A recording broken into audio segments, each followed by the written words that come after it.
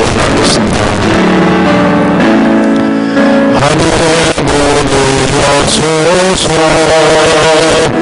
이곳에 주목하소서. 주를 향한 노래가 꺼지지 않으니 하늘을 열어보소서.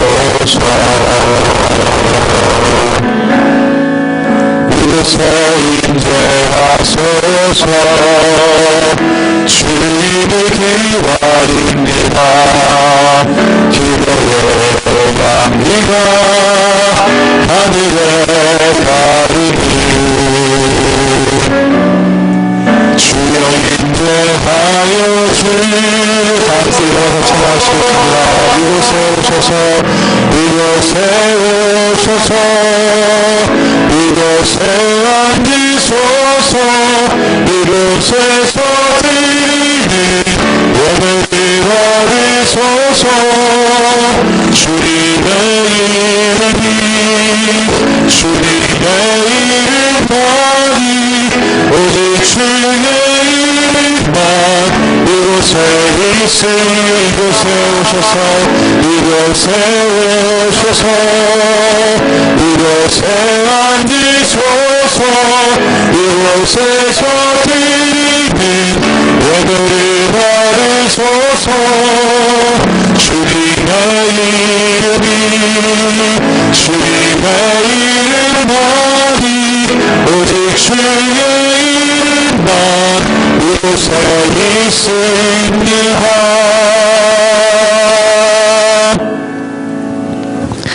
새로운 시작을 알리는 3월의 첫주일에 저희들이 하나님께 경배와 찬양을 올려드립니다.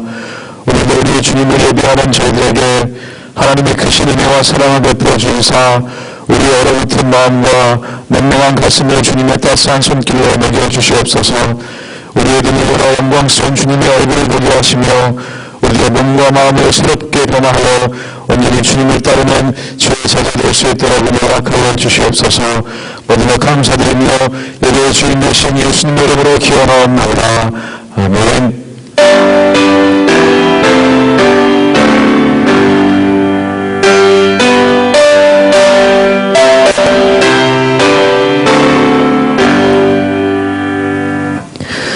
우리 약함하시는 주님, 이 시간 지난 한 주간을 돌아보며 겸손한 마음으로 주님 앞에 나아갑니다. 주님이 주신 은혜를 만막하며 살았던 우리의 교만함을 용서해 주시고, 주님이 원망하며 불평했던 우리의 완악함도 주님 용서해 주시옵소서. 우리의 감사한 마음과 우리의 넘치는 믿음을 불쌍히 여겨주시고 참된 믿음을 이 시간 회복시켜 주시옵소서. 이 시간 다 함께 한 주간 우리의 삶을 돌아보며 하나님 앞에 참여의 기도를 드리겠습니다.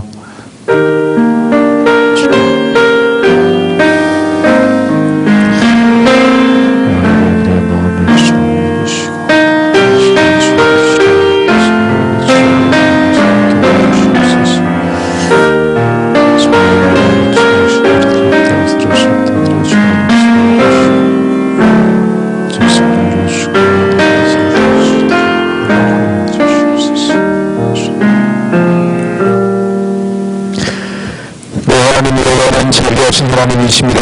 그가 너를 버리지 아니하시며 너를 멸하지 아니하시며 내 조상들에게 맹세하신 언약을 잊지 아니하시리라. 아멘. 나는 전능하신 아버지 하나님 천지의 창조주를 믿습니다. 나는 그의 위대하신 아들 우리 주 예수 그리스도를 믿습니다. 그는 성령으로 잉태되어 동정녀 마리아에게 성하시고 본디오 빌라도에게 고난을 받아 십자가에 못 박혀 죽으시고 장사된 지 사흘 만에 죽은 자 가운데서 다시 살아나셨으며 하늘에 오르시어 전능하신 아버지 하나님 우편에 앉아 계시다가 거기로부터 살아있는 자와 죽은 자를 심판하러 오십니다. 나는 성령을 믿으며 거룩한 공교회와 성도의 교제와 죄를 용서받는 것과 몸의 부활과 영생을 믿습니다. 아멘.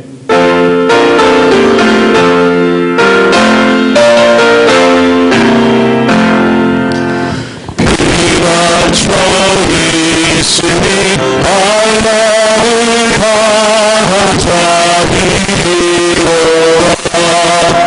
밤이 변하고 일어나 사리의 번치를 들여잡네. 이날이 떠오르러 나라를 모여서 진노하라.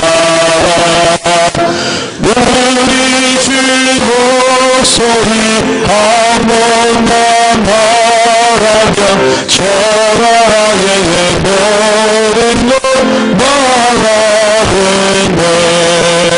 만일 주 하나님 우리를 보니 피난처요 세상의 관리를 그치게 하시니 세상의 찬송이 쓸데없네. 높으신 하나님 우리를 구하리 할렐루야. 괴이시하고 반란이 들까하 피난처 되시는 주 하나님.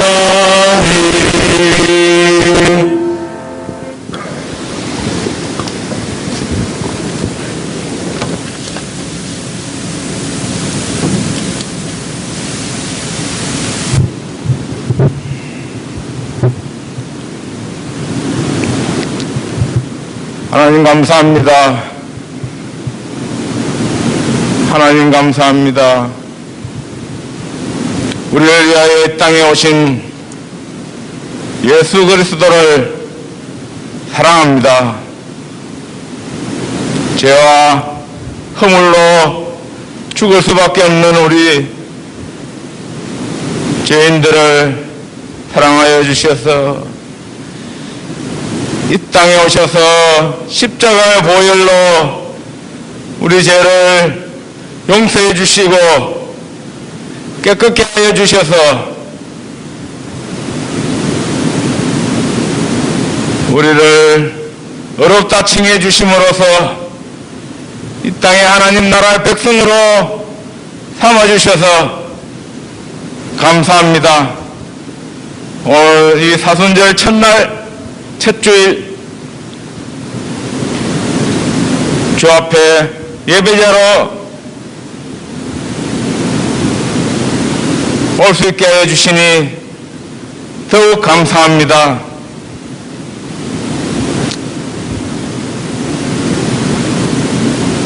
이 사순절 시작하는 이 첫 주에 우리가 하나님 앞에 뜻을 정하며 어떻게 내 삶 속에 적용할지 새롭게 마음을 다짐합니다. 하나님이 원하시는 금식, 이 땅의 고아와 과부와 객들을 위해서 주의 신실한 종들을 위해서 고통과 외로움과 안타까움 속에서 수고하시는 많은 분들께 위로와 친구가 되고 싶습니다. 하나님 우리에게 은혜를 베풀어 주시옵소서. 이 기간 동안에 하나님과 사랑 앞에 진실되고 정직하게 살고 싶습니다. 하나님 연약한 우리들을 도와주시옵소서. 이 시간 우리와 함께 이 예배를 기억하며 참석하지 못하는 우리의 지체들이 있습니다. 하나님 은혜를 베풀어 주시옵소서. 마음이 상하여 참석하지 못하는 우리 교들도 있고 병상에서 신음하는 우리 환우들도 있고, 젊은이들은 군문에서 국방의 물을 다는 들도 있고, 해상에서 또 해외에서 여러 모양으로 이 시간을 생각하며 우리와 함께 이 예배를 기억하는 분들이 있습니다. 특히 우리 선교사님들에게도 은혜를 베풀어 주셔서 각 나라 처소에서 영혼을 위하여 수고하시는 그 사역에 은혜를 베풀어 주셔서 하나님 주신 그 임무를 충실히 완수할 수 있도록 은혜를 베풀어 주시옵소서. 하나님 감사합니다.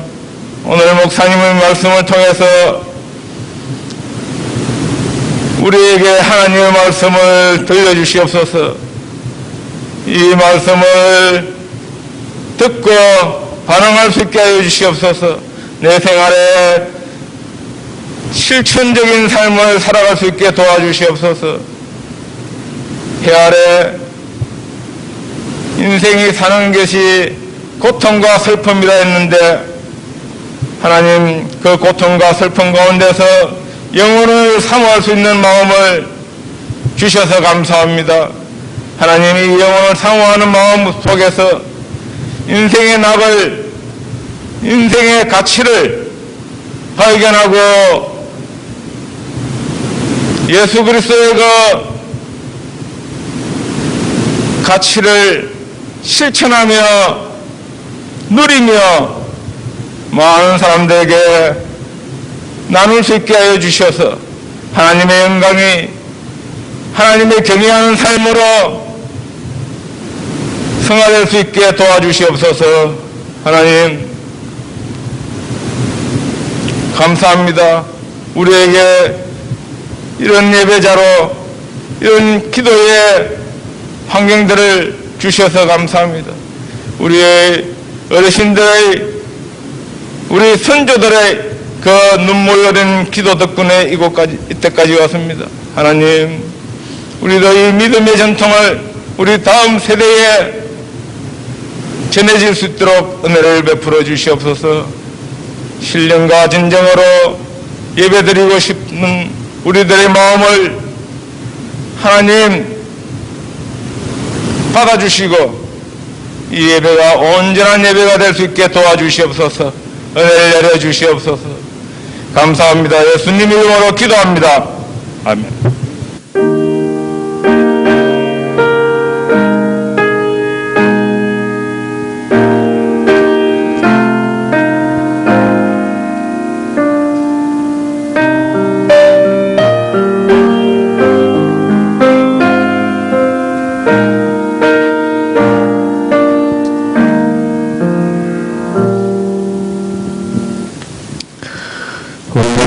하나님의 말씀은 구약성경 전도서 5장 1절에서 3절까지의 말씀입니다.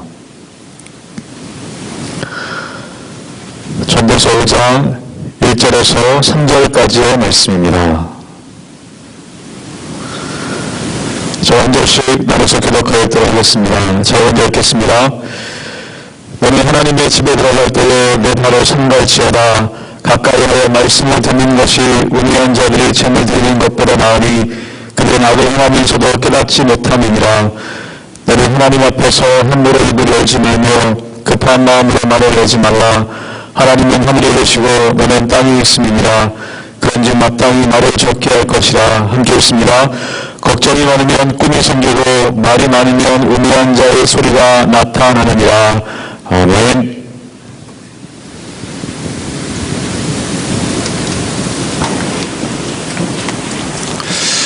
할렐루야.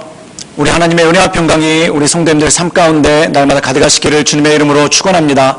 또한 영상을 통해 함께 예배드리신 우리 모든 성도님들에게도 동일하신 하나님의 은혜가 있기를 주님의 이름으로 축원합니다. 우리 옆에 계신 분들 바라보며 잘 오셨습니다. 이렇게 한번 인사해 주시겠습니까? 예, 잘 오셨습니다. 주님의 이름으로 환영하고 축복합니다. 오늘 저는 하나님의 말씀을 붙잡으라 라는 제목으로 함께 하나님의 말씀을 나누기를 원합니다. 우리가 함께 주일에 이 전도서의 말씀을 묵상하고 있는데 전도서 1장은 우리에게 이렇게 말씀하고 있죠. 헛되고 헛되고 헛되니 모든 것이 헛되도다. 그렇다면 이 전도서 말씀을 통해서 우리에게 주시고자 하는 하나님의 말씀이 무엇입니까? 정말 사람의 인생이 헛되다는 것인가? 또한 전도서에 나와 있는 메시지가 헛되고 인생은 헛된 것이다 라는 메시지를 주는 것이겠습니까? 그런데 이 전도서를 가만히 읽다 보면은 오히려 그 반대인 것을 깨닫게 됩니다. 이 헛된 세상 가운데 어떻게 하면 우리가 헛되지 않게 살아갈 수 있는가? 또한 이 허망한 세상 가운데 우리가 어떻게 허망함을 느끼지 않고 살아갈 수 있는가? 그것에 대한 해답과 그것에 대한 말씀이 그 가운데 있다라는 것입니다. 그래서 우리가 전도서에서 헛되다고 하는 것이 그냥 인생은 헛된 거다, 그냥 빈손으로 와서 빈손으로 간다라는 그러한 허망한 삶에 대한 의미가 아니라는 것이죠.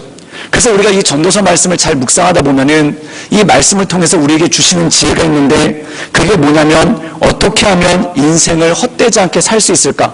이것에 대한 질문 또한 이것에 대한 해답이 그 가운데 나와 있다는 것입니다. 그래서 이 전도서 말씀 가운데 보면은 진정으로 헛된 삶은 뭐냐면 하나님 없는 삶은 헛될 수밖에 없다라는 그러한 교훈 또한 그러한 말씀을 우리에게 주고 있다는 것이죠. 그렇다면 하나님 없는 삶의 특징이 무엇인가? 전도서 2장에 보면은 가장 많이 나오는 단어가 내가라는 말이 가장 많이 나옵니다. 그래서 내가 이것을 했다, 내가 이것을 해보았다, 내가 이것을 어떻게 했다라는 내가라는 말이 굉장히 많이 나와 있죠. 근데 내가 무엇을 했는가? 내가 하나님의 영광을 위해서 했다가 아닙니다. 내가 나를 위하여, 내가 내 편의를 위하여, 내가 나의 영광을 위하여 이런 것들 저런 것들을 모두 다 해봤다는 겁니다. 근데 그 결론이 무엇인가? 내가 해보았는데 결국 그 모든 것이 허망하다는 것이죠. 그렇다면 이 의미는 무엇입니까? 자기 중심적으로 살아봤는데 자기 중심적으로 이 세상의 모든 걸 해봤는데 결국 무너지고 쓰러질 수밖에 없다라는 겁니다. 그럼 자기 중심적으로 산다는 것은 무엇입니까? 내가 인정받기 위해, 내가 사랑받기 위해, 또한 내가 칭찬받기 위해 살아봤는데 모든 것들이 다 헛것이었다는 것이죠. 그래서 이 솔로몬이 이 인생을 살아가면서 자기의 위세를 드러내보고 또한 사람들이 자기를 주목해 주기를 바라고 사람들이 자기를 인정해 주기를 바라고 또한 사람들이 자기를 칭찬해 주기를 바라면서 내가 이런 것들을 했다는 겁니다. 근데 결국 그것이 허망하고 허탄할 수밖에 없었다는 것이죠. 사랑하는 여러분, 그러므로 이 전도서에서 주시는 교훈이 무엇입니까? 내가, 즉 나를 위해서 사는 것이 헛된 삶이고 오직 하나님의 영광을 위해서 그리고 하나님 중심적으로 사는 것이 가장 빛나고 이 허망한 인생 가운데 온전한 삶을 살아갈 수 있는 능력이 그 가운데 있다는 것이죠. 사랑하는 여러분, 하나님 중심적인 삶을 살아갔던 가장 대표적인 사람이 누군가? 바로 세례 요한이라는 것입니다. 이 세례 요한은 스스로에 대해서 어떻게 고백을 했냐면 예수님이 이 땅 가운데 오시니까 세례 요한은 예수님보다 6개월 먼저 이 요단강에서 사람들에게 세례를 전하며 말씀을 전했습니다.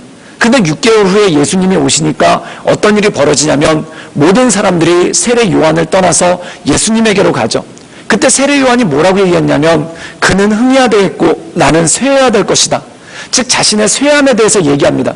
그럼 무엇을 위해서 자신이 쇠해야 하는가? 그의 흥함을 위해서, 즉 다시 말해서 예수님의 영광을 위해서 내가 연약해지는 것은 너무나 당연한 것이다. 그리고 비유를 어떻게 드냐면은 그는 신랑이고 나는 들러리라는 것이죠. 사랑하는 여러분, 들러리는 언제까지 활동하게 됩니까? 신랑이 올 때까지, 그리고 신랑이 입장할 때까지 신랑의 길을 예비하는 것이 바로 들러리라는 것입니다. 우리가 결혼식 같은 경우에 보면은 우리나라 결혼식은 들러리가 별로 없지만 외국의 결혼식을 보면은 들러리가 있습니다. 근데 이 들러리들이 하는 일이 뭐냐면 신부가 입장할 때 또는 신랑이 입장할 때 그 앞에 서서 먼저 꽃가루를 뿌려주면서 이 신랑의 길을 또는 신부의 길을 빛나게 해주는 것이 바로 들러리라는 것입니다. 그래서 꽃가루를 뿌려주면서 이 신랑과 신부의 길을 예비했다가 신랑과 신부가 입장하면 어떻게 됩니까? 그 옆에 서서 그들이 자연스럽게 비켜주는 것, 이것이 바로 들러리라는 것이죠. 그런데 세례 요한이 자기를 들러리에 비유했다는 것입니다. 즉 다시 말해서 예수님이 오시기 전까지 예수님의 길을 예비하는 것이 내일이고 예수님이 나타나시면 나는 사라져야 된다. 이것이 무엇입니까? 바로 예수님 중심의 삶이 그 가운데 있었다는 것이죠. 즉 나를 주목하지 말아라. 나는 단지 꽃가루를 뿌리는 들러리에 불과하다. 또한 나에게 집중하지 말아라. 나에게 집중하지 말고 예수님에게 집중하라는 것입니다. 사랑하는 여러분, 우리가 손가락을 가리켜서 손가락으로 달을 가리킬 때 그 달을 보라고 손가락이 있는 것이지 그 손가락에 집중을 하면 어떻게 되겠습니까? 오해가 생긴다는 것이죠. 그런데 이 세례 요한이 말씀하는 것이 바로 이것이라는 것입니다. 나는 손가락 같은 존재다. 즉 나를 주목하지 말고 내 손가락이 가리키는 예수님을 보아라 라는 말씀이 이 가운데 있다는 것이죠. 사랑하는 여러분, 우리의 삶이 무엇입니까? 우리의 삶을 통해 하나님을 드러내는 것입니다. 또한 우리의 삶을 통해 하나님의 영광을 드러내는 삶입니다. 즉 나를 주목하는 것이 아니라 나를 통해 역사하신 하나님, 또한 나를 통해 드러내시는 하나님의 영광을 나타내는 것이 굉장히 중요하다는 것이죠. 우리가 빌립보서에 보면은 사도 바울이 감옥에 갇혔습니다.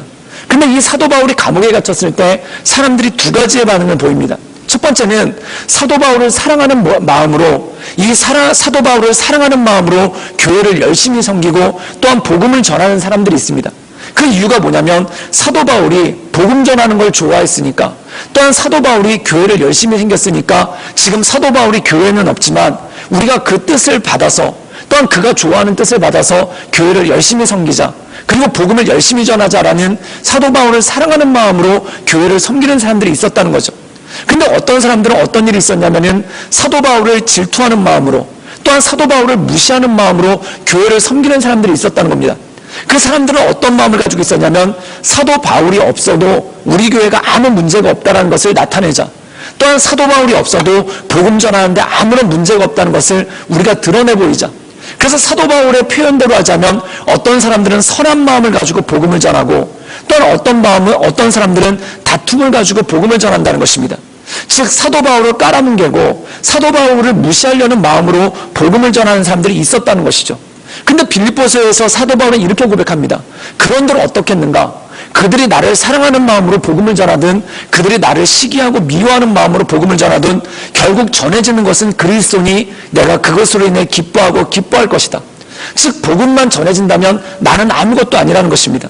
또한 그들이 설령 시기하는 마음을 가지고 복음을 전한다 하더라도 결국 전파되는 것은 그리스도니 나는 괜찮다. 즉 이것은 무엇입니까?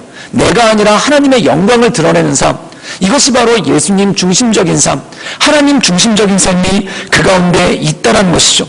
또한 두 번째는 뭐냐면 전도서 3장에 나오는 것이 있는데 모든 것이 때가 있다는 것입니다. 이 모든 것에 때가 있다는 의미는 무엇입니까? 하나님의 때가 있음을 인정하라는 것입니다. 우리가 이 세상을 살아가면서 조급한 마음을 갖는 이유가 무엇입니까? 나의 때에 맞추려고 하니까, 나의 시간에 맞추려고 하니까. 즉 나의 때, 나의 시간은 무엇입니까? 내가 원할 때, 내가 필요할 때, 또한 내가 갖고 싶을 때 가져야 되는 게 이게 바로 사람의 마음이라는 것이죠. 그런데 이 전도서에서는 뭐라고 얘기하냐면 나의 때를 강조하면, 내가 원하는 때를 강조하면은 이 사람은 허무함에 빠질 수밖에 없다는 것입니다. 그럼 결국 기다리라는 것이 무엇이냐면 하나님의 때를 기다리고 하나님의 은혜 가운데 나간다는 것이죠. 사랑하는 여러분, 성경에 가장 많이 나오는 명령 중에 하나가 뭐냐면 인내하라는 것입니다. 사랑은 언제나 오래 참는다라고 말씀하고 있죠. 그러면 사랑이라는 것은 무엇입니까? 오래 참을 수 있는 근거가 된다는 거예요. 즉 하나님의 사랑을 알 때 오래 참을 수 있다는 것이죠. 사랑하는 여러분, 사랑하면 오래 참을 수 있는 이유가 무엇입니까? 지금 내가 원하는 대로 되고 있진 않는 거예요. 근데 분명히 하나님은 나를 사랑하는 게 맞아요. 하나님에 대한 사랑이 확신이 있다면 지금 내가 원하는 대로 되지 않더라도 하나님께서 가장 적절할 때 주실 것을 믿으며 오래 참을 수 있는 능력이 그 가운데 있다라는 것입니다. 사랑하는 여러분, 오래 참는다는 얘기는 화를 누그러뜨린다는 의미가 아닙니다. 내가 뭔가 당장 이루기를 원하고 또한 내 삶 가운데 당장 해결되기를 원하는 문제가 그 가운데 있다라는 거예요. 그런데 하나님이 분명히 나를 사랑하는 것이 분명한데 왜 내 문제를 해결해 주시지 않을까? 또 왜 하나님께서 나에게 응답하시지 않을까? 그것에 대해서 낙심하지 말고 기다리라는 것이죠. 우리가 요즘에 새벽 예배 때 누가복음 말씀을 묵상하고 있는데 예수님께서 제자들에게 기도에 대해서 가르치면서 이렇게 말씀하십니다. 항상 기도하고 낙심해야 될 것을 비유를 들어 가르치셨다는 것이죠. 사랑하는 여러분, 기도하는데 왜 낙심할까요? 왜 항상 기도하는데 마음 가운데 낙심이 오겠습니까? 그 이유는 뭐냐면 내가 응답받기 원하는 기도 제목을 가지고 기도하는데 응답이 오질 않으니까. 지금 이때 응답이 와야 되는데, 지금 내가 원하는 이때 하나님의 응답이 와야 되는데 응답이 오지 않으니까 마음이 조급하고 더 나가서 낙심이 되더라는 겁니다. 낙심되는 것은 무엇입니까? 이거 하나님이 나한테 응답하시지 않는 것 아닌가? 이거 하나님이 나한테 안 주시는 거 아닌가? 라는 그러한 마음이 들 때 낙심이 온다는 것이죠. 그럼 낙심이 올 때 어떤 일이 생깁니까? 기도를 하지 못하게 된다는 겁니다. 사랑하는 여러분, 마찬가지입니다. 나의 때에 집중하게 되면 나의 때에 하나님께서 들어주셔야 됩니다 라고 기도하면 결국 허망해질 수밖에 없다는 거예요. 그러면 낙심하지 않는 능력은 무엇입니까? 하나님의 때를 기다린다는 것이죠. 하나님의 때를 기다린다는 것은 무엇입니까? 하나님께서 하나님의 때에 가장 좋은 것으로 나에게 주실 줄 믿고 그 가운데 나가는 것 아니겠습니까? 사랑하는 여러분, 우리가 성경에 보면은 이 창세기의 야곱이라는 사람이 세상에서 가장 사랑하는 사람이 누구냐면 그의 11번째 아들인 요셉입니다. 이 요셉을 너무너무 사랑하는 거예요. 정말 요즘 말대로 눈에 넣어도 아프지 않을 정도로 너무너무나 사랑하는 아들이 바로 요셉 아닙니까? 그런데 어떤 일이 벌어집니까? 하나님께서 요셉을 야곱에게서 떠나게끔 하시는 거예요. 또한 요셉도 마찬가지죠. 그가 어려서부터 어머니를 잃고 가장 믿고 의지하는 사람이 누구입니까? 자기를 사랑해주고 자기를 아껴주는 아버지 아닙니까? 근데 하나님께서 어떻게 하시냐면은 17살의 나이에 요셉으로 하여금 아버지를 떠나게 합니다. 사랑하는 여러분, 야곱의 입장에서 보면 얼마나 가슴 아픈 일입니까? 또한 요셉의 입장에서 봐도 얼마나 두렵고 떨리고 가슴 아픈 일입니까? 근데 왜 하나님께서 야곱의 가슴을 아프게 하시고 왜 하나님께서 요셉의 가슴을 아프게 하실까요? 하나님께서 그들을 사랑하시지 않기 때문에 그렇습니까? 결코 그게 아니라는 것이죠. 하나님께서 그들을 사랑하시기 때문에 그들을 서로에게서 떠나게 하시고 하나님께서 그들을 사랑하시기 때문에 그들을 서로 헤어지게 하시는 그런 일들이 생기는 거예요. 근데 야곱이 요셉을 잃어버렸을 때 도저히 이해가 안 되는 겁니다. 왜 하나님은 내가 내 평생 가운데 이렇게 사랑하는 요셉을 나한테서 떠나게 하셨을까? 그리고 요셉 입장에서도 아버지를 떠나게 됐을 때 마음 가운데 이해가 안 되는 겁니다. 왜 하나님은 나를 갖다가 아버지로부터 떠나게 하셨을까? 근데 여러분, 나중에 보십시오. 요셉이 아버지를 떠나니까 누구와 동행하는 삶을 삽니까? 하나님과 동행하는 삶을 살기 시작하죠. 그리고 나중에 야곱이 이 요셉을 다시 만났을 때 어떤 일이 벌어집니까? 죽은 줄 알았던 요셉이 가장 영광스러운 모습으로, 가장 빛나는 모습으로 나타나지 않습니까? 만약에 야곱이 이 요셉을 자기 품에 품고 키웠다면 채색 옷은 입혀줄 수 있겠지만 이집트의 총리 대신으로 어떻게 삼을 수 있겠습니까? 또한 야곱이 요셉을 품고 키웠다면 그를 자기의 사랑하는 아들로 옆에다 늘 두고 살 수는 있었겠지만 그를 통해서 역사하실 하나님의 은혜, 그를 통해서 이집트를 구원하시고 모든 민족을 구원하실 하나님의 역사가 어떻게 일어날 수 있겠습니까? 사랑하는 여러분, 왜 하나님의 때가 중요한가? 지금 나는 아플 따름입니다. 지금 나는 가슴 아플 따름입니다. 지금 헤어졌기 때문에 안타까울 따름입니다.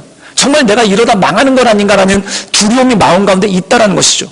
그런데 하나님의 때에 하나님께서 가장 멋있는 모습으로, 또한 하나님께서 가장 온전한 모습으로 선물과 같이, 정말 하나님께서 야곱에게 선물과 같이 요셉을 보내주시지 않습니까?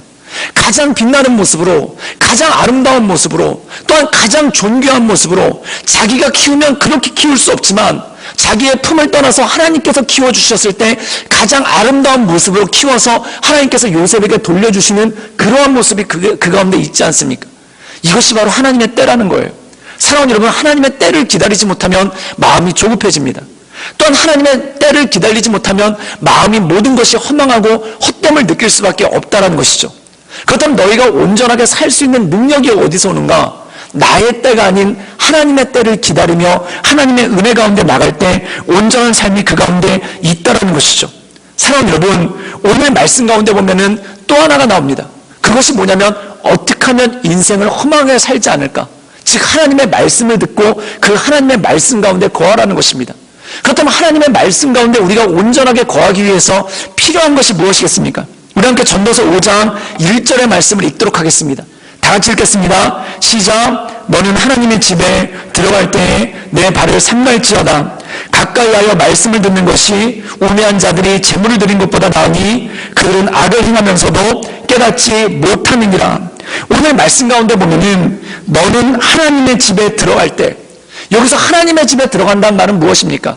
성전에 들어갈 때, 즉 다시 말해서 예배의 자리로 나아갈 때, 하나님의 보좌 앞으로 나아갈 때 그때 무엇을 해야 되는가? 내 발을 삼가라는 것입니다.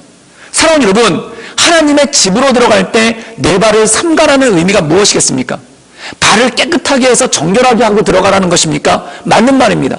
또한 발을 쿵쿵거리고 들어가지 말고 조심조심 사뿐사뿐 들어가서 하나님께 경망한 모습을 보이지 말라라는 말씀입니까? 그것도 맞는 말씀입니다.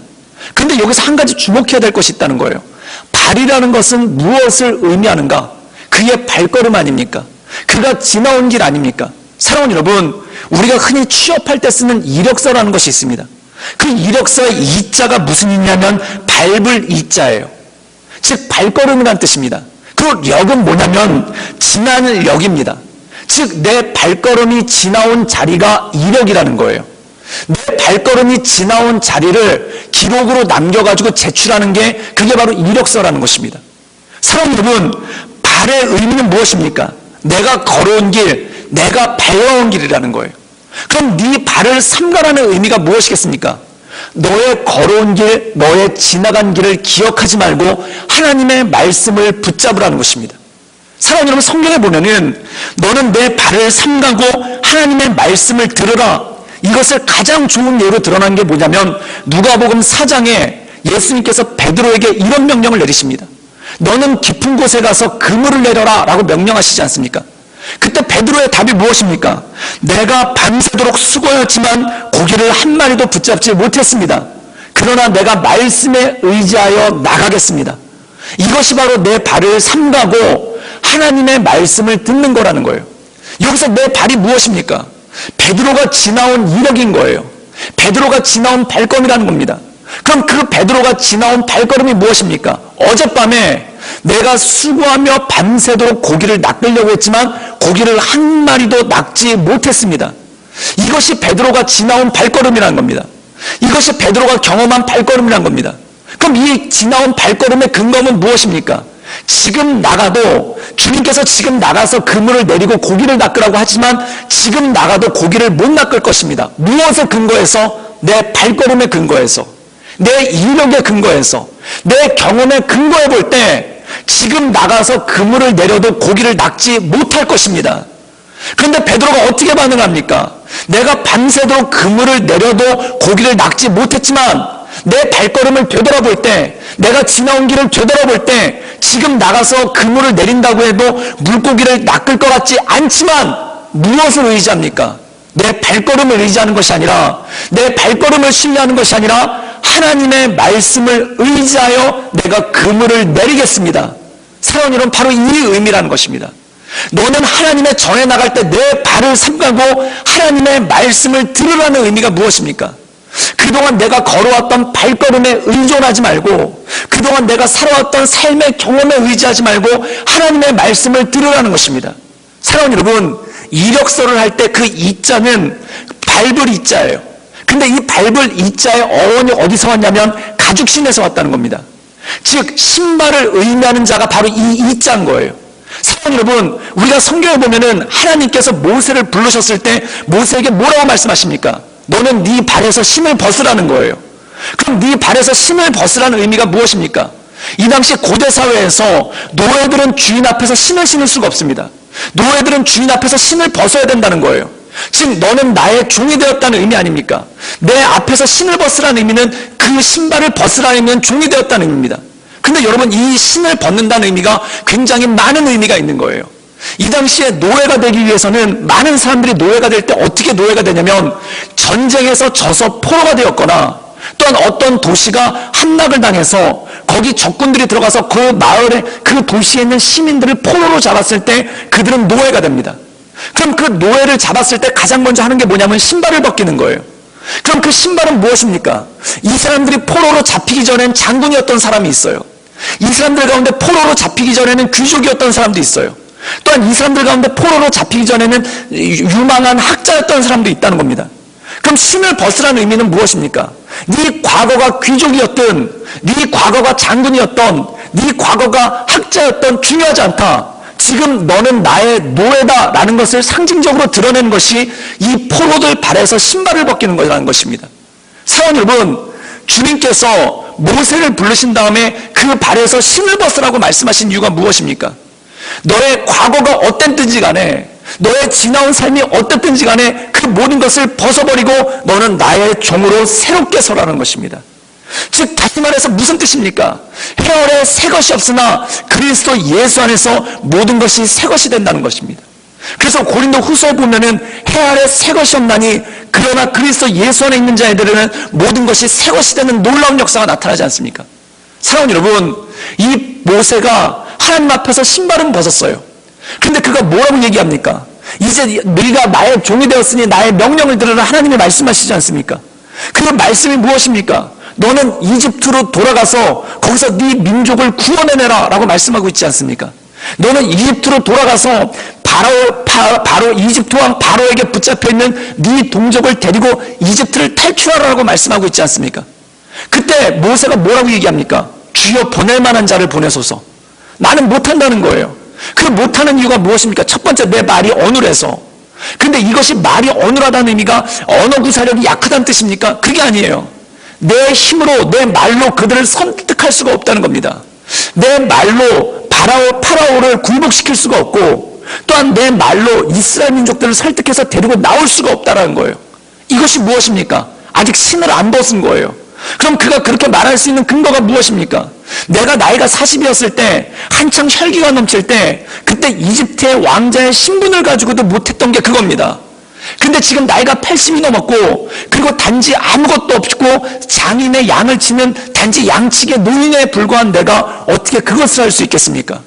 이것이 모세의 신이라는 거예요. 모세가 걸어온 발걸음이라는 거예요. 모세의 인력이라는 것입니다. 근데 주님께서 뭐라고 말씀하십니까? 네 발에서 신을 벗어라. 너의 이력을 내려놓아라. 너의 경험을 내려놓아라. 네가 어젯밤 밤새도록 고기를 낚았지만 낚지 못했던 그 모든 것들을 내려놓고 내 말에 순종하라 라는 말씀이 그 가운데 있는 건 아니겠습니까? 네가 과거에 실패했던 그 모든 실패들을 다 내려놓고 네가 과거에 좌절했던 그 모든 과거의 신발들을 벗어버리고 이제 너는 내 종이 되었으니 내 말에 순종하여 내 말을 따르라 라는 말씀이 그 가운데 나와 있는 건 아니겠습니까? 사랑하는 여러분, 어떤 인생이 허망하지 않는가? 주님 앞에 나가서 내 신을 벗어놓는 것입니다. 주님 앞에 나가서 내 발을 삼가하는 것입니다. 내 걸어온 길에 대해서 주님, 내가 이렇게도 살고 저렇게도 살고 이렇게도 살았는데 다 헛됐습니다. 주님, 내가 이렇게도 노력해보고 저렇게도 노력해봤는데 다 헛됐습니다 라는 그 내 발의 신을 벗어놓고 내 발을 삼가하고 무엇을 듣는가? 이제부터 말씀하실 하나님의 말씀을 듣고 그 말씀 가운데 순종하며 나가라는 것입니다. 사랑하는 여러분 인생 가운데 하나님의 말씀을 순종하여 여러분 삶 가운데 있었던 실패의 경험들과 어렵고 좌절됐던 모든 것들을 벗어버리고 하나님 말씀 가운데 새롭게 살아갈 수 있기를 주님의 이름으로 축원합니다. 사랑하는 여러분, 이스라엘 백성들이 이집트를 나왔어요. 그럼 그들이 이집트를 나와서 무엇을 벗어야 됩니까? 어떤 신발을 벗어야 됩니까? 이집트에 노예되었을 때 그들이 거기서 얻어먹었던 고기 국물, 그 맛을 잊어버려야지만 가나안에 나가서 하나님의 백성으로 살 수 있는 능력이 그 가운데 있었다는 거예요. 즉 이집트의 노예로 살던 그때를 잊어야지만, 이 이집트의 노예로 살고 있었던 그 기억을 잊어야지만 그들이 하나님의 백성으로 새롭게 살 수 있는 힘과 능력이 그 가운데 주어지게 된다는 것이죠. 사랑하는 여러분, 참 기가 막힌 게 뭔지 아십니까? 광야에서 살다 보니까 이집트가 좋았다는 거예요. 아니, 이집트가 좋긴 뭐가 좋았습니까? 우리가 출애굽기 읽어보십시오. 아들을 낳으면 그 아들을 나일강에 집어던졌어요. 그리고 죽도록 노예로서 삶을 살았어요. 그게 행복했습니까? 그건 하나도 기억하지 못하는 거예요. 그럼 뭐만 기억하는가? 이집트 사람들이 고기를 삶을 때 그 옆에서 우리가 고기 국물을 얻어먹었었다. 그거 하나만 남아있는데 그것 때문에 이집트로 돌아가자는 거예요. 사랑하는 여러분, 과거의 신발을 벗지를 못한 거죠. 노예로서의 신발을 벗지를 못한 거죠. 그러나 하나님의 말씀 가운데 하나님의 말씀을 의지할 때 어떤 일이 생깁니까?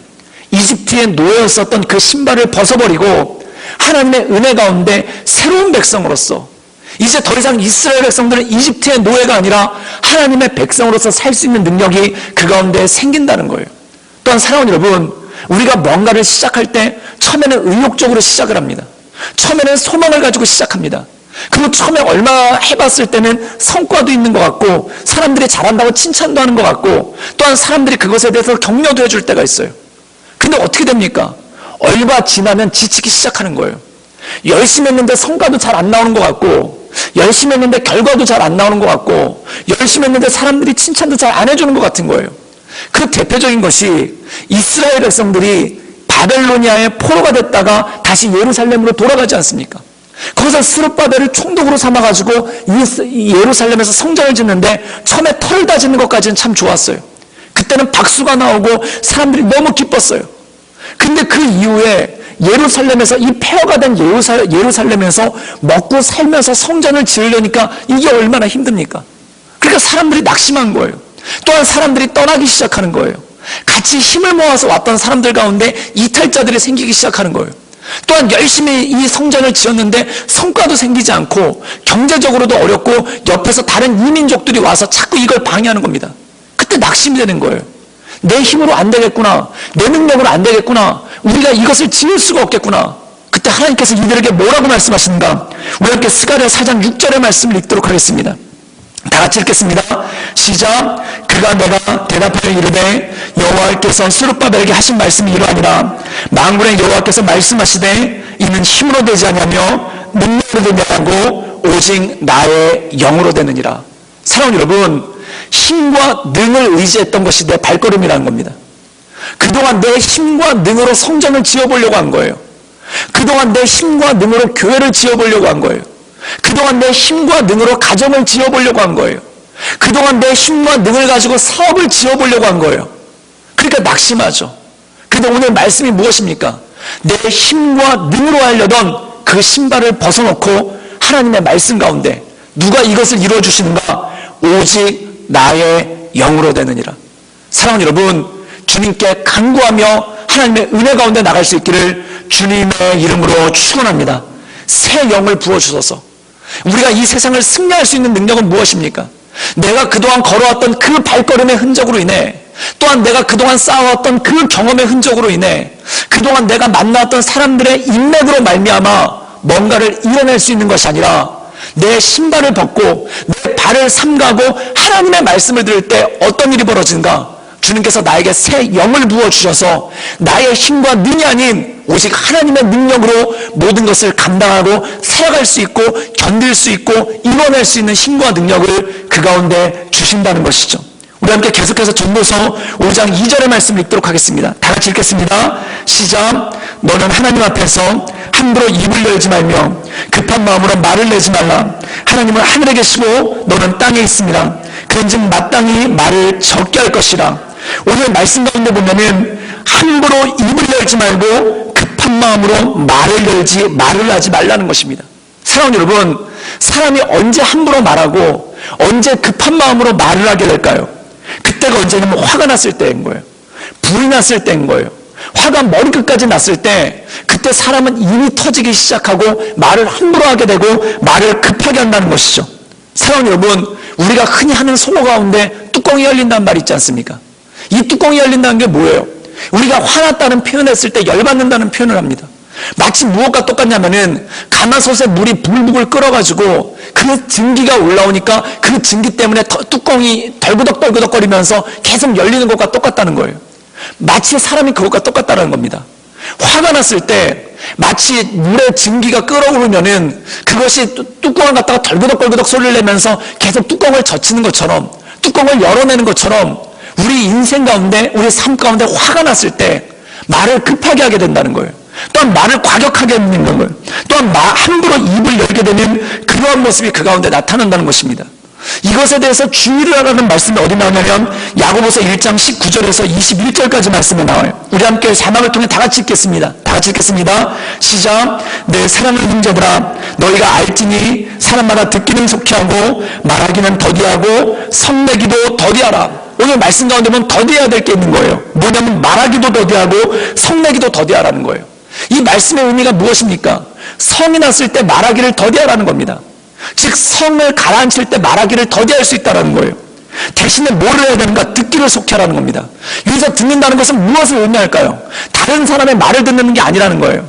하나님의 말씀을 듣기를 속해라는 거예요. 언제? 화가 났을 때. 화가 났을 때 말하는 것을 더디하고 하나님의 말씀을 속히 들을 수 있도록 하라는 것입니다. 그럼 그 이유가 무엇일까요? 20절 말씀 다 같이 읽겠습니다. 시작. 사람이 성내는 것이 하나님의 의를 이루지 못한다는 거예요. 지금 내가 성이 나가지고 함부로 말하는 것이 하나님의 의를 이룰 수가 없다는 겁니다.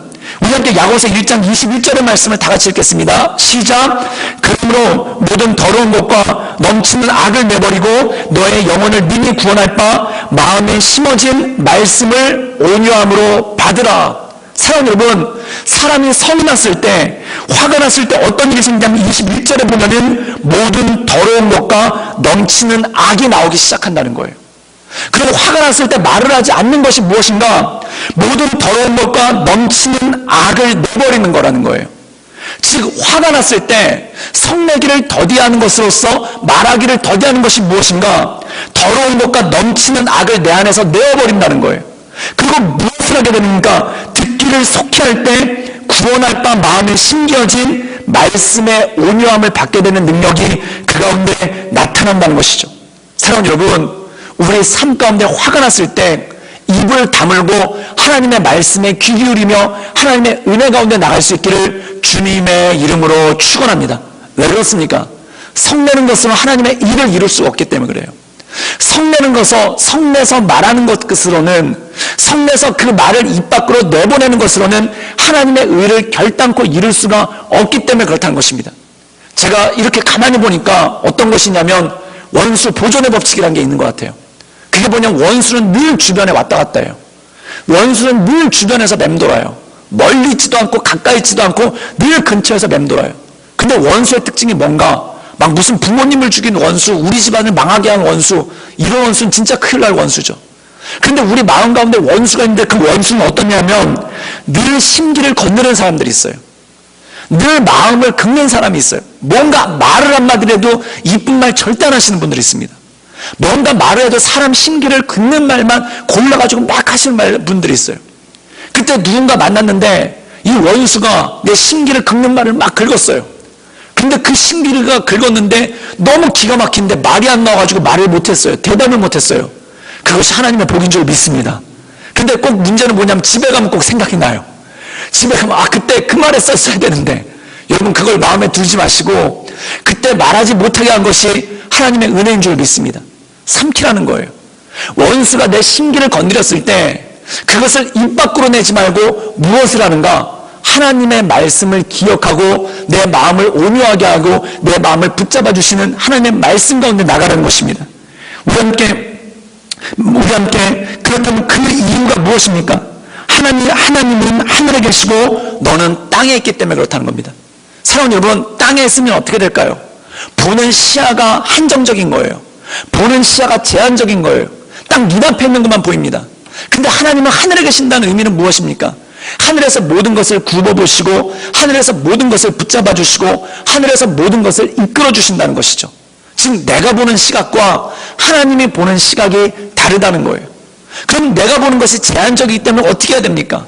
하나님의 의를 기다리며 하나님의 선하심을 바라보며 나가는 것이 너무나 중요하다는 것이죠. 사랑하는 여러분, 요셉의 인생을 보면은, 우리가 창세기에 나오는 요셉의 인생을 보면 억울함 그 자체 아닙니까? 형들이 팔아버리고, 근데 참 놀라운 게 뭐냐면 형들이 팔아버리는데 하나님이 가만히 계세요. 기가 막히지 않습니까? 형들이, 이 10명의 형들이 요셉을 붙잡아주고 팔아먹으려고 할 때 하나님께서 천둥을 치면서 야 이놈 막 이러면서 징계를 하셔야 될 거 아닙니까?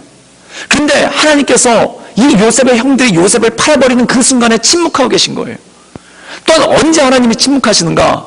요셉이 보디발의 아내에게 모함을 당해가지고 억울하게 감옥에 가는데 하나님이 침묵하고 계신 거예요. 요셉의 입장에서는 견딜 수가 없죠. 아니 하나님 나를 사랑하시는데 왜 이 순간에 침묵하십니까? 하나님 나를 사랑하시는데 왜 이 순간에 나에게 아무 말씀도 안 하십니까? 왜 하나님 나를 사랑하시는데 이 억울한 순간에 왜 나를 위해서 아무것도 안 하십니까? 이게 쏟아져 나오지 않습니까? 근데 여러분 나중에 보십시오. 이 창세기 50장에 요셉이 뭐라고 고백합니까? 당신들은 나에게 악으로 대했지만 하나님께서 그 악을 선으로 바꾸사 나로 하여금 모든 민족을 구원하게 하셨습니다. 사랑하는 여러분, 악을 선으로 바꾸시는 것, 또한 악한 의도를 가지고 나가는 것을 온전함으로 이루어내신 것이 뭐냐면 바로 하나님의 역사라는 거예요. 근데 우리는 왜 그걸 이해 못할까요? 땅에 있으니까. 땅에 있으니까 보는 시각이 제한적이라는 거예요. 땅에 있으니까 우리가 그것을 다 알 수가 없다는 거예요. 그런데 하늘에 계신 하나님께서 그 모든 것을 하나님의 뜻에 따라 인도하시고 하나님의 뜻에 따라 이끌어 가신다는 것이죠. 사랑하는 여러분, 이 하나님을 신뢰하고 의지하며 주의 은혜 가운데 나갈 수 있기를 주님의 이름으로 축원합니다. 하나님을 신뢰할 때 어떤 일이 생기는가? 급한 마음으로 말하지 않게 된다는 거예요. 하나님을 신뢰하며 나갈 때 어떻게 합니까? 인내하고 하나님의 때를 기다리며 그 안에 나갈 수 있는 힘과 능력이 그 가운데 생긴다는 것이죠. 우리가 마지막으로 전도서 5장 3절의 말씀을 읽도록 하겠습니다. 다 같이 읽겠습니다. 시작. 걱정이 많으면 꿈이 생기고 말이 많으면 우매한 자의 소리가 나타나느니라. 사랑하는 여러분, 화가 났었을 때 사람은 급하게 말합니다. 근데 오늘 말씀 가운데 보면 걱정이 많은 사람은 어떻게 하는가? 꿈이 생긴다는 거예요. 여기서 꿈은 비전이 아닙니다. 헛된 상상이 많아진다는 거예요. 사랑하는 여러분, 걱정이 많아지면요 헛된 상상이 많아져요. 늘 골몰하게 된다는 겁니다. 그럼 그 헛된 상상이 무엇입니까? 이런 거예요. 대학을 갔으면 등록금이 걱정되는 거예요. 또한 대학을 졸업을 앞두고 있으면 취업이 걱정되는 거예요. 취업을 했으면 뭐가 걱정되냐면 승진하는 게 걱정되는 거예요. 승진하는 게 걱정되면 어느 순간에 퇴직할 게 걱정이 되는 거예요. 퇴직할 게 걱정이 되면 앞으로 뭐 먹고 살까가 걱정되는 거예요. 또한 퇴직해가지고 연금 받으면서 어느 정도 적당히 살면은 나중에 병들 게 걱정이 되는 거예요.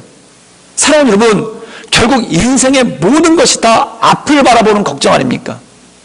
지금은 어떻게 살고 있는데, 지금은 어떻게 주셔서 버티고 있는데 앞으로 어떻게 살까? 지금은 건강하니까 그럭저럭 살고 있는데 앞으로 병들면 어떻게 살아야 될까? 지금은 회사 다니면서 월급 받고 있으니까 그럭저럭 살고 있는데 나중에 회사 퇴직하면 어떻게 살게 될까? 걱정이 많아지는 거예요. 걱정이 많아지면 어떤 일들이 생기는가? 꿈이 생긴다는 거예요. 꿈이 무엇입니까? 헛된 공상이 생긴다는 거예요. 헛된 상상이 생긴다는 거예요. 헛된 상상이 생기면 어떻게 되는가? 우매한 자의 소리가 나타나니라. 말이 많아지고 우매한 자들의 소리가 나타난다는 거예요. 사랑하는 여러분, 걱정하는 사람들 모여가지고 큰 걱정하시지 않습니까? 앞으로 코로나는 어떻게 될 것인가? 지금 전쟁이 일어났는데 전쟁은 어떻게 끝날 것인가? 경제가 어려운데 이 경제는 어떻게 될 것인가? 다 불안한 말들, 헛된 말들, 허망한 말들만 하지 않습니까? 그리고 결론은 뭡니까? 열심히 살아봐야 아무 소용없다. 열심히 살아봤는데 헛되다라는 허망한 자의 소리만, 우매한 자의 소리만 그 마음 가운데 가득해서 나오고 있지 않습니까? 사랑하는 여러분, 그럼 걱정이 나올 때는 어떻게 해야 될까요? 허망한 소리를 하는 것이 아니라, 우매한 자의 소리를 하는 것이 아니라 빌립보서 4장 6절에서 7절은 이렇게 말씀하고 있습니다. 우리 함께 자막을 통해 함께 읽도록 하겠습니다. 다 같이 읽겠습니다. 시작. 아무것도 염려하지 말고 다만 모든 일에 기도와 간구로 너희 구할 것을 감사함으로 하나님께 아뢰라. 7절입니다. 그러면 모든지가 뛰어난 하나님의 평강이 그리스도 예수 안에서 너희 마음과 생각을 지키시리라. 사랑하는 여러분, 걱정이 올 때 헛된 망상을 하지 마시고, 걱정이 올 때 자꾸 상상함을 통해서 앞으로는 어떻게 될까? 앞으로는 어떻게 될까? 앞으로는 어떻게 될까? 이것 때문에 마음에 그 헛된 상상과 우매한 말을 키우지 말고 어떻게 합니까? 오늘 말씀 가운데 보면은 기도와 간구로 너희 구할 것을 감사함으로 하나님께 아뢰라. 사랑하는 여러분, 하나님께 기도하며 간구하며 나갈 수 있기를 주님의 이름으로 축원합니다. 이것이 무엇인가? 인생을 허망하지 않게 사는 능력이라는 거예요. 그러면 우리 마음 가운데 염려가 왔었을 때 기도와 간구로 나갈 때 어떤 일이 벌어집니까? 하나님의 평강이 그리스도 예수 안에서 너희 마음과 생각을 지키신다는 거예요. 하나님의 평강이 그리스도 예수 안에서 우리 마음과 생각을 지키실 때 어떤 일이 벌어지겠습니까? 우리 함께 빌립보서 4장 13절의 말씀을 마지막으로 다 같이 읽도록 하겠습니다. 우리 다 같이 읽겠습니다. 시작. 내게 능력 주신 자 안에서 내가 모든 것을 할 수 있느니라. 아멘. 여러분, 이 말씀을 여러분 가슴에 새기시기를 주님의 이름으로 축원합니다.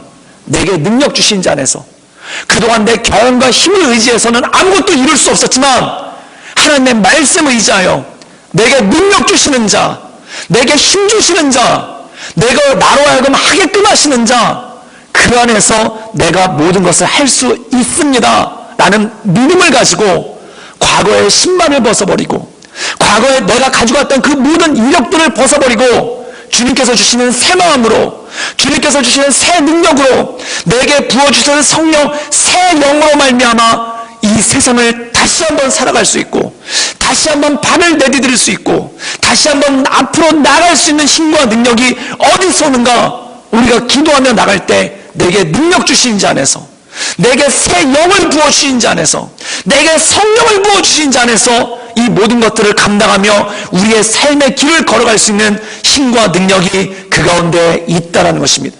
그런 사랑하는 여러분, 이 하나님의 말씀을 붙잡고 하나님의 은혜 가운데 날마다 승리함으로 내일을 살아가시는, 우리의 미래를 살아가시는, 우리에게 주어진 삶의 경주를 향해 달려가시는 우리 모든 성도들 되시기를 주님의 이름으로 축원합니다. 함께 기도하시겠습니다. 늘 언제나 살아서 역사하신 주님, 우리가 하나님의 보좌 앞에서, 하나님의 존전 앞에서 우리의 과거의 신발을 벗어놓고 주님께서 주시는 그 말씀을 받아 새로운 길을, 믿음의 길을, 내게 능력 주신 자 안에서 모든 것을 감당하게 하시는 그 하나님의 은혜 가운데 날마다 나갈 수 있도록 주님 우리를 붙잡아 주시옵소서. 예수님의 이름으로 감사하며 기도드리옵나이다. 아멘.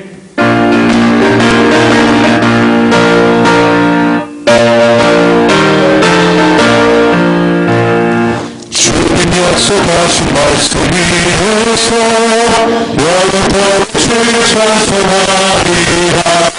소리가 주께 영광 돌리며 약속 믿고 굳게 서리라.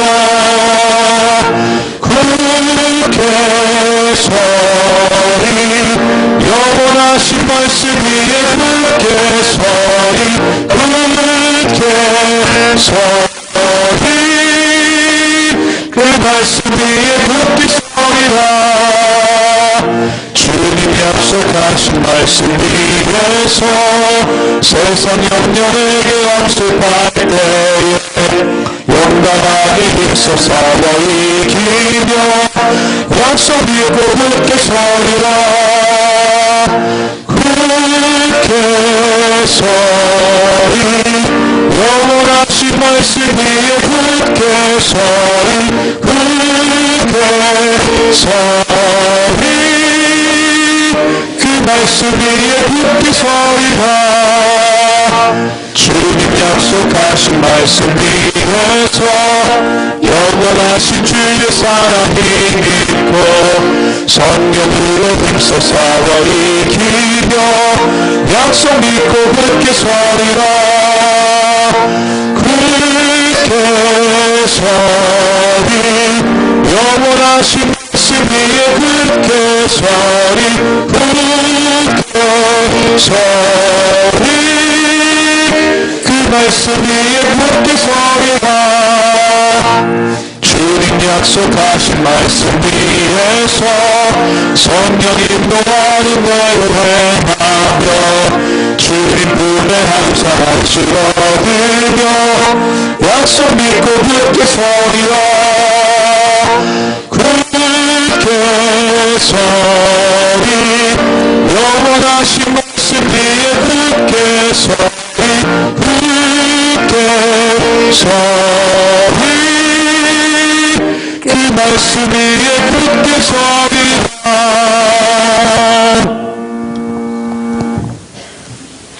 늘 언제나 살아서 역사하신 주님, 너는 하나님 앞에서 함부로 입을 열지 말며 급한 마음으로 말을 내지 말라. 하나님은 하늘에 계시고 너는 땅에 있습니다. 그런즉 마땅히 말을 적게 할 것입니다.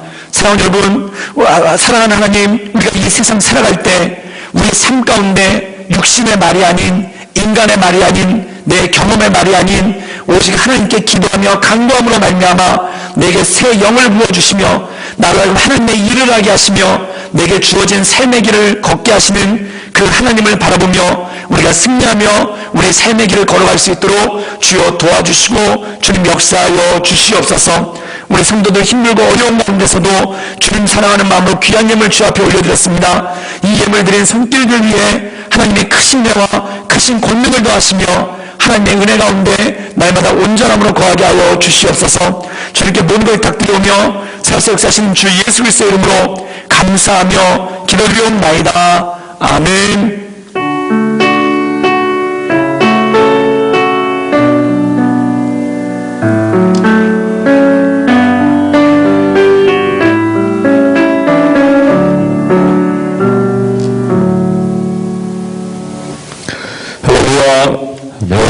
우리 과거의 신을 벗어버리고 주님께서 주시는 말씀으로 순종함을 통해 새로운 길을 걸어가시는 성도님 되시기를 주님의 이름으로 축복합니다.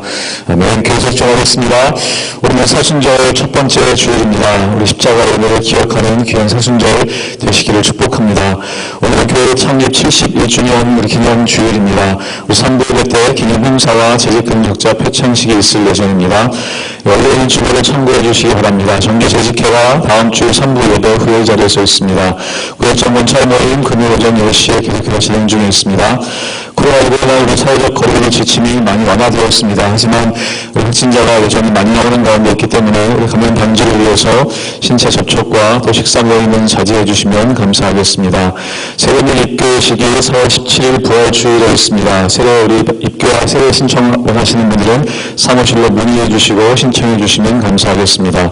상반기 교회학교 영역과정이 우리 칼럼란에 자세하게 나와 있습니다. 우리 하나씩 보시면서 이런 위해서 기도해 주시면 감사하겠습니다.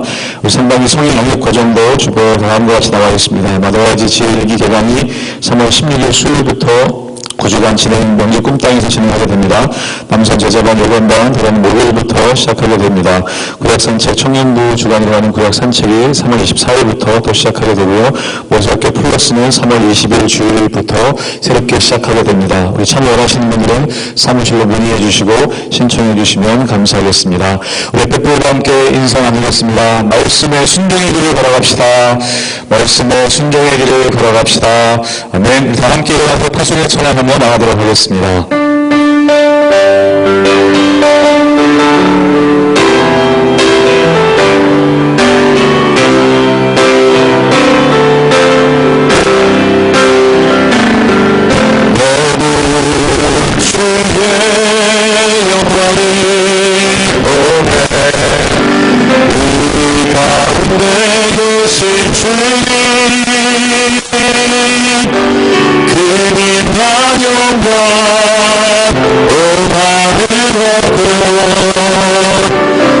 찬송을 따라듣게 내는 주의 영광을 보내 찬송 가운데 서신 주님의